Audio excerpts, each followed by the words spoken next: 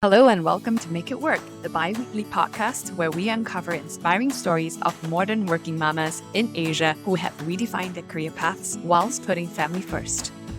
Hi, I'm Sarah Wong, and today to kick off our special Coach and Counselor series, I will be interviewing the amazing Charlotte Teo. Charlotte is from Singapore and the founder and head coach of Whatssup Charlie Coaching and Consultancy that focuses on coaching bold working mamas on the path of good to great. She also describes herself as a pom-pom waver and green highlighter pen, amongst other things. It's a fun one, so let's dive in. Hey, hello, Charlotte. How are you? Hello, I'm good. Yeah, good to see you. All right, let's hear about you in 2 minutes or less. Oh my gosh, okay, you're gonna time me. So, hello everybody, I'm Charlotte. Singaporean based in Singapore, been here my whole life. I am a working mom to 3 kids, age 9, 12, and 42. Okay, the 42-year-old is my husband. So just a little bit of background as to my working career. Global brand marketer turned professional life coach. And I'm a life coach to working moms, and I'm also a brand consultant. And I've had the privilege to work with brands like Nespresso, Aesop, Tupperware. I was doing that for the last 17 years until I experienced a half-time moment in 2022 where I realized that if I were to drop everything, what I would really love to do is to spend the rest of my life's work lifting others up. So I kind of see myself as like a wave that lifts women up, a spark that ignites inspiration, and a lime-colored highlighter, lime-colored, Wow. that brings attention to the most important facets of my clients. So that's what I'm doing here now as a life coach. I'm also a foodie and an avid baker.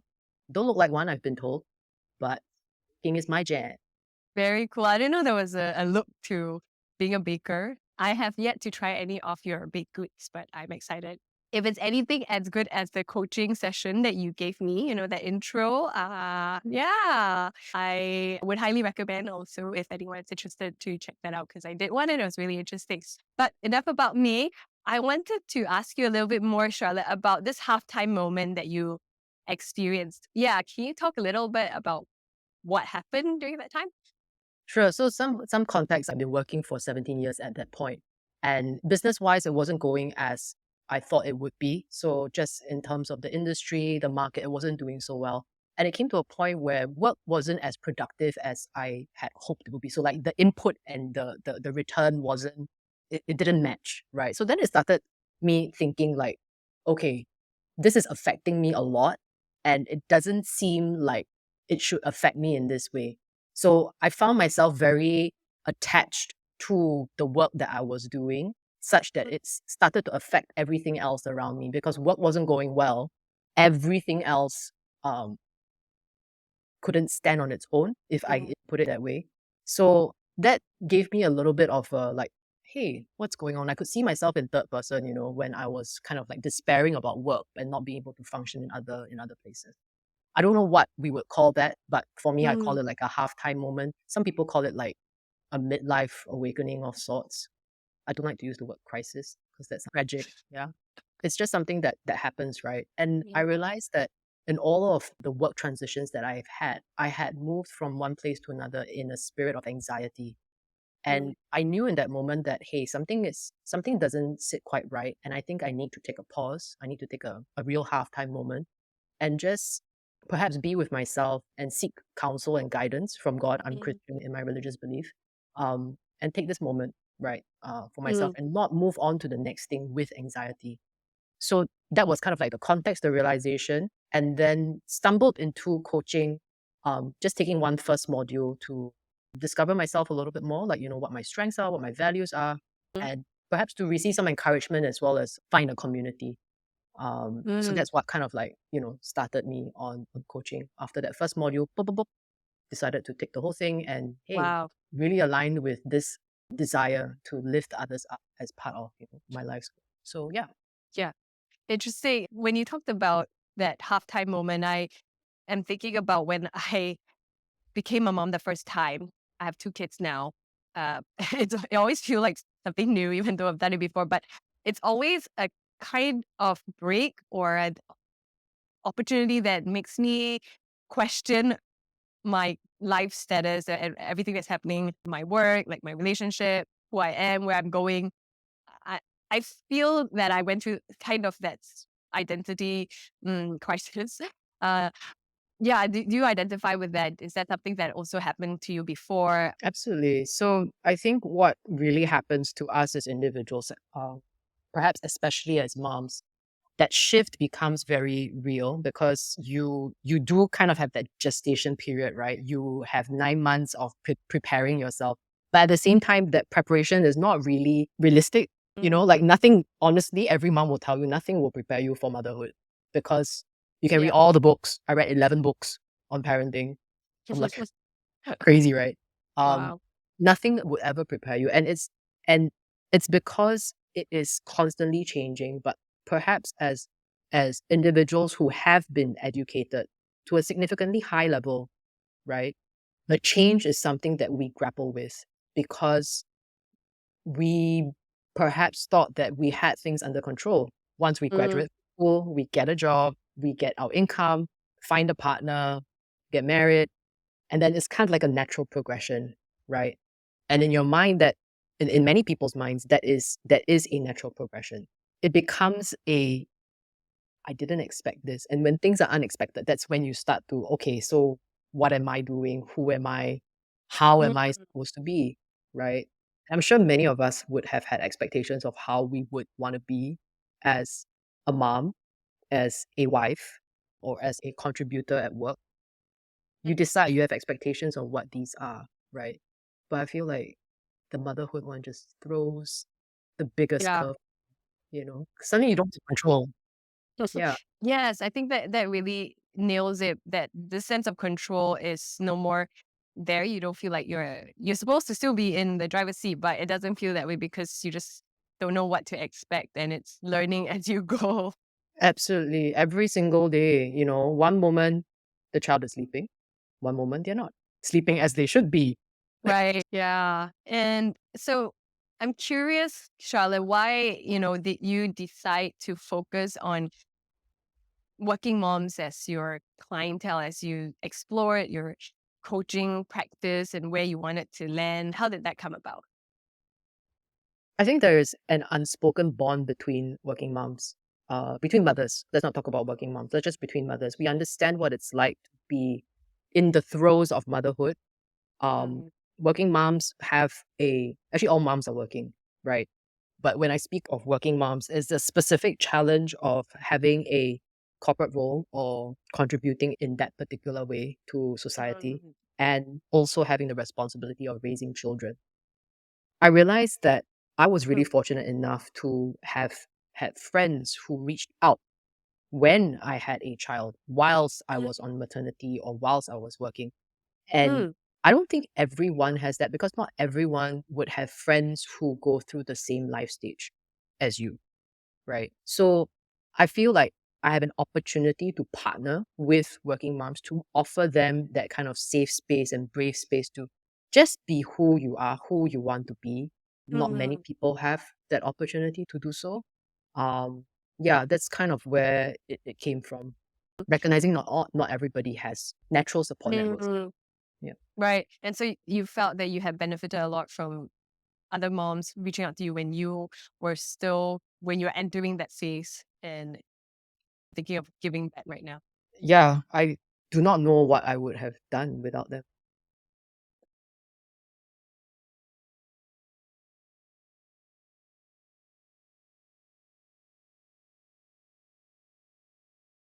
Can you talk a little bit about the challenges you faced back then? Again, in some context, the nature that I have is one that is quite, wanting to be in control, Mm, aiming for perfection or at least near perfection, right? So when I went into motherhood, I had all these ideals of, child must be sleeping through the night by XXX week or mm, XXX month, right? Child must be doing this. So there's all these like programs in my mind that should be set in place. I do remember I had my first child. I did not leave the house except for doctor's appointments for 2 whole months. And I did not realize that that was something that was unusual or something that wasn't healthy, honestly, for my mental well-being. And if not for friends reaching out to say, hey, what's up? They also just had children, thankfully, right? They just had children and they were like, oh, let's go out. And I'm like, go out? No, not at all. Absolutely not. Because there was so much fear of being seen as, oh, a mom that's not perfect, doesn't know how to control their child, blah, blah, blah. All these like worries that were not founded eventually, right? Yeah. So that was how like I felt really supported during that time. Mm. Able to connect with people going through the same experience and perhaps being able to be given a different perspective, like, oh, she doesn't Mm. take the way that I do. Perhaps there's something here that I can glean or learn a little bit from. Yeah, Mhm. they really helped me come out of my shell. So I'm really thankful for that. So great. And now I know that you describe yourself in LinkedIn as a pom-pom waver as a cheerleader. So is that kind of how you see yourself right now as well towards other working moms in this new role as coach? Absolutely, absolutely. There's a difference when sports teams perform with a cheering crowd and without. In American sports, very often you have cheerleading squads and they Mm. make a difference. Whether you're playing at Mm. home or playing away, having a crowd cheer you is so important. Like believing in you no matter what, even though you're losing, right? To have that Yeah, that's all the more meaningful. undeniable belief. If sometimes like, you feel like, oh, I don't believe in myself, I can't do it. But then, there's a crowd that starts to cheer you on. There's always a sense of like, oh yeah, okay, I'm gonna do this. And that's part of the role that I play as a coach.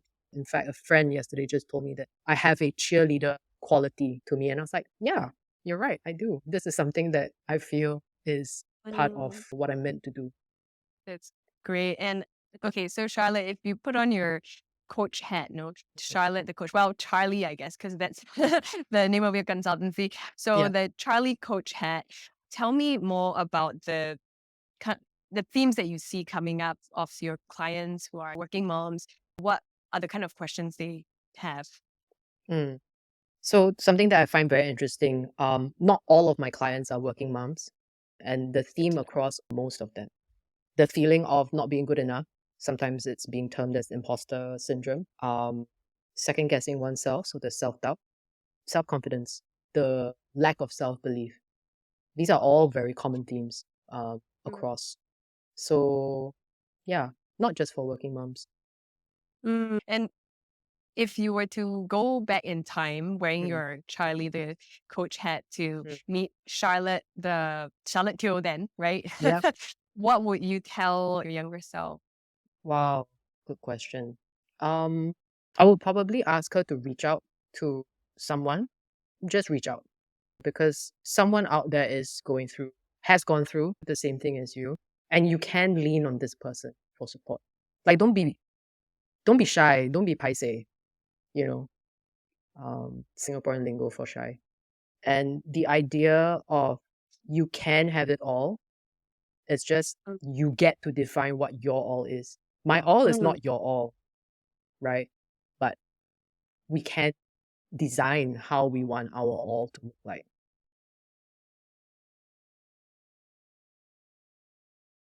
I want to dig a little bit more into this having it all idea. It's a common phrase that we hear. We kind of know in our head that it's probably not possible in that no one has it really all together. What was it that you were struggling back then that you see in better light now with regard to having it all? I think in the context of being a mom, at that point in time, what my all was a child that behaved according to my instructions, no matter what. What does all really mean in the context of this is a child who has no control over his or her own physical needs? Having that context and then define, okay, so what does all mean? All means I have a healthy baby, I have a thriving baby. The child may not be sleeping through the night or eating well. So the all then becomes different. It's like a goal, right? What does that look like? And how can I seek help? How can I solicit help to enable this such that I don't plummet into this is all on me. this is not all on me. That's why they say it takes a village to raise a child. It really takes a village, right? So yeah. So all that we want will not be the same at different points. The all that I want now is very different from the all when my children were 3 months old, right? The all that I want now is um no, interesting. Now I need to think what's the all that I want now. But yeah, and it's going to be different for you at your life stage. So recognizing that our alls are different from each other and will be different at different points in our child's life, in our careers. Going back to the theme of imposter syndrome that you see as something commonly displayed in your clients, how do you usually respond to that? And what are some handles that people can take, especially working moms? I think the first step is really recognizing that it is present, being honest with yourself that, okay, this is what I'm experiencing. More often than not, when it's called out, it suddenly loses its power a little bit. That's why, sharing it or having people in a support group also experiencing it kind of diminishes its power a little bit. Like, oh yeah, she's also going through it. That kind of doesn't make it so bad. I'm not the only one, right? So strength in numbers, I guess, in a weird sense. That's one, acknowledging it. And sometimes through coaching, this presents itself, right? Through the coach being the observer, we'll be able to call it out and bring awareness to it. And often it's about just getting curious about what that feels like, how it presents, when is it triggered, and bringing awareness to that. So for me, if you ask me, like, bottom line, what's the antidote to combating imposter syndrome? It's not like take a pill and it'll be gone, right? This requires courage and vulnerability to, one, acknowledge that it's there, two, be willing to explore what it is.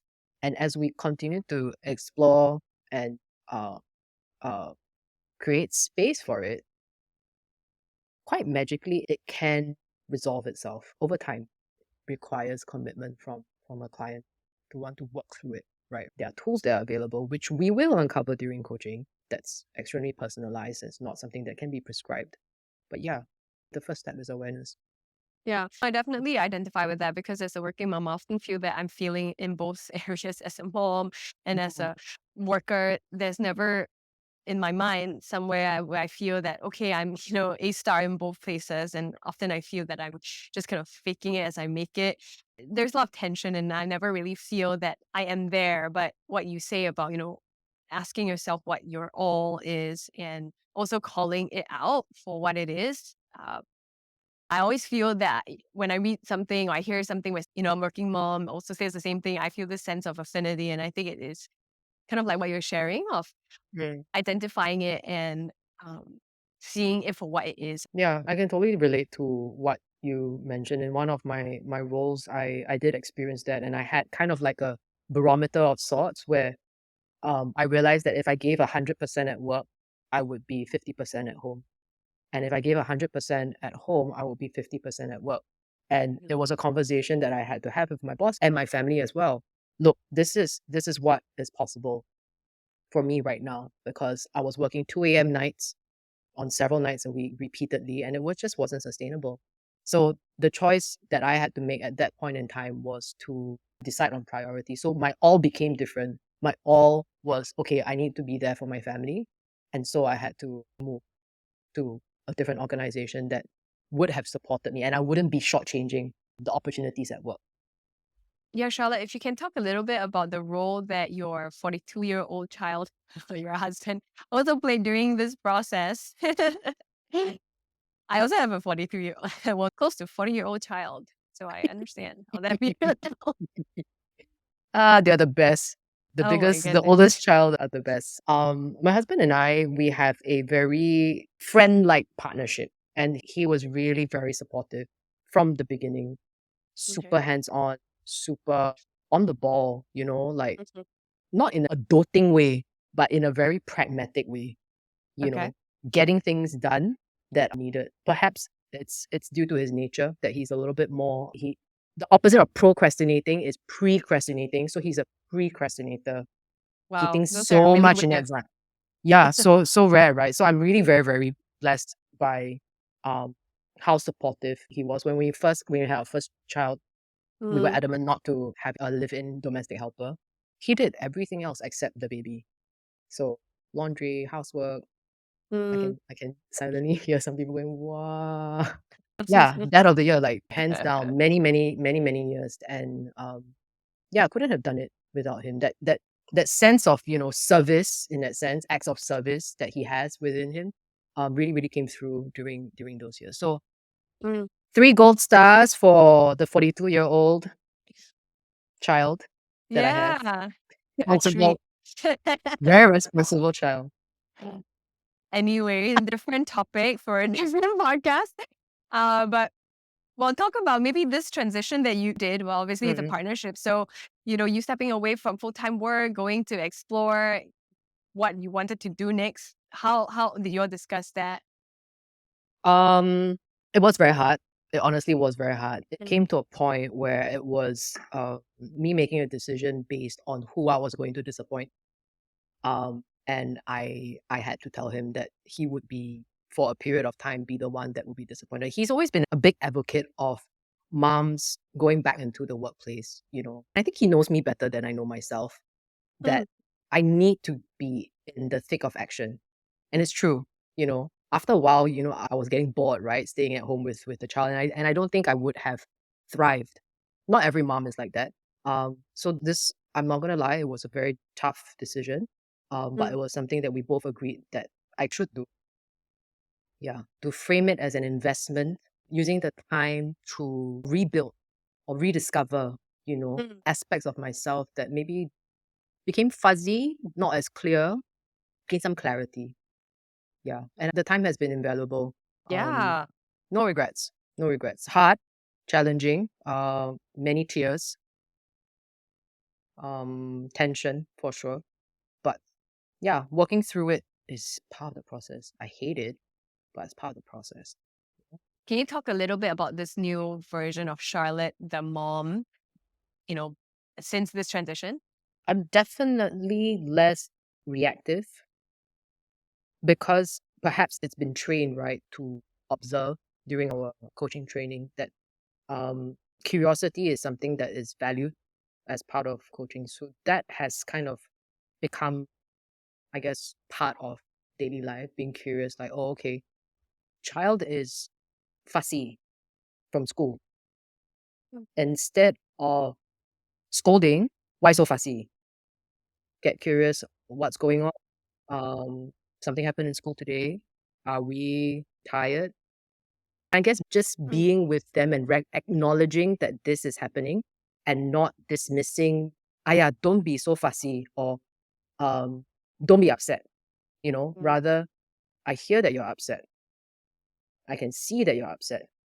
Tell me more, and if don't want to tell, if child doesn't want to engage, okay, fine, you know. So there's a bit more allowance and space given Right. in certain situations, so that there has been some change in that. That's something that I've noticed for sure. Yeah. Yeah. And all right. Well, as you look forward a little bit, Charlotte, professionally, where do you see yourself now that you've done this process of reflection and you've picked up new skills? How do you hmm think about your professional future? I see it in two parts. One being having a community for working moms, giving them that brave and safe space to, one, work through the transitions of their lives, be it childbirth, be it raising a child, um, or work transitions, right? Or life transitions, building a space safe enough for a community of working Mm. moms to be able to come together and support each other. That's one dream that I have. And another aspect of it is marrying my hobby of baking with mental wellness and Ooh. using it to educate people about what mental wellness is like through a fun activity like baking. So these are the two kind of, you heard it here first. That is a really great two ideas coming together. I'm thinking like eating chocolate cake and talking about how I'm feeling. with other Yes, working moms. absolutely. Absolutely. Absolutely. Yeah. You heard it here first on Make It Work. Wow, and I'm excited for you, Charlotte. Thank you. Thank Yeah. you. Okay, well, last two questions here. Mhm. So, what is one thing that you want listeners to take away from your story? It's possible to have it all. Just challenge me there. I see what you did. I was How like, did it's I not challenge possible. you? Because I'm like, it's not possible. I mean, my caveat is that you define what all Yeah. is, Well, the dream career at the point of 15 years old was to become a tai, right? As with many girls at that age. But that's how I defined my all, and I could not achieve it. So it became a very like dream crashing moment when I realized in my 30s that it was not going to be possible. I have to reframe, right? And I do have my all. What more can I ask for? It became a moment of flipping it, becoming grateful instead of constantly, why am I not a tai? Like constantly telling myself this story that I got hoodwinked by my husband. But actually, no, just being able to flip the story just helped so much. For those who don't know, like lady of leisure. Maybe, have sipping tea, going for yoga class, and, Which is kind of what somebody's doing now. amen, Okay. amen. A meme happening, like, it's totally different. It's totally, the context is not the same. Yes. All right. Thanks so much, Charlotte, for that sharing. And so last question now, if listeners want to connect with you, what areas do you like talking and learning about? Yeah, thanks for asking that. If listeners want to connect about Mm. the various transitions that, they are going through, whether they've just found out that they are expecting, they are about to go into maternity, or they're returning back to work, those are very key moments in a working mom's life. And if they would like support or just an ear to listen, I'm very happy to connect with them. Each person and each individual is inspiring in their own right. You yourself, Sarah, are inspiring, having gone through the transitions that you've had. Inspiring isn't necessary, doesn't have to be like a Michelle Obama, right? We can all draw inspiration from each other. And I think that's the beauty of community. Hence this podcast, Well done, inspiring stories well of everyday moms like yourself. Thank All you for the right. opportunity. Thanks, Charlotte. Thank you. See you again soon. Bye. And that was Charlotte too, who really challenged me that having it all is actually possible if and only if I define what my all is in that moment. She definitely pressed in on the importance of being courageous enough to be vulnerable. I'll let that sink in by reaching into the community around you. I hope you enjoyed our conversation and see you at the next episode of Make It Work.